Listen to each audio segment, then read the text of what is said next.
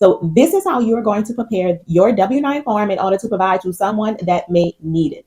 Let's start off with line 1. So on line 1, if you are an individual, sole proprietor, or a single member LLC, you are going to put your name on line 1. If you have that disregarded entity, meaning that you do have a DBA or you do have a single member LLC, you are going to input that business name on line 2.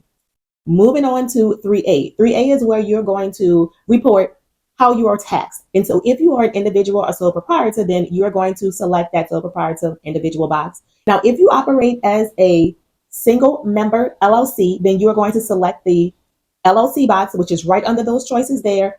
And if you are taxed differently than your single member LLC, meaning if you have elected to be taxed as a C corporation, S corporation, or partnership, then you are going to put either C, S, or P in line 3A. If you are just a single member LLC and you are taxed as a single member LLC, you are going to check just the LLC box. Moving on to block 4, that's if you have any exemptions, you can go on ahead and put those exemptions in there. Lines 5 and 6, that is where you're going to put the address from where your business is operating from. So if you're an individual, sole proprietor, and you operate out of your home, then it's going to be your home address. If you have a business that actually operates out of a facility or you have a mailbox of some sort, virtual mailbox, then you're going to put that address there.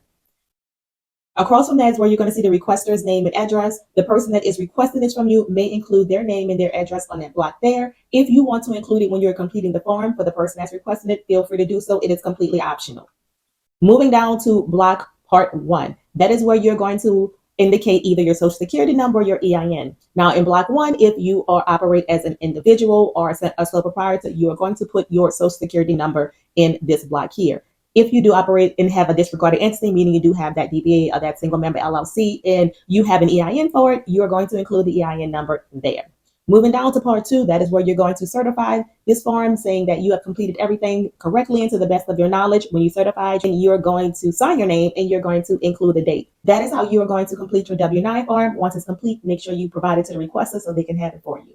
If you need any additional information about the W-9 form on how to complete it and what more specifically of what the boxes are asking you, then I have done a YouTube video on it. Feel free to go and check it out. I will link it down below for you.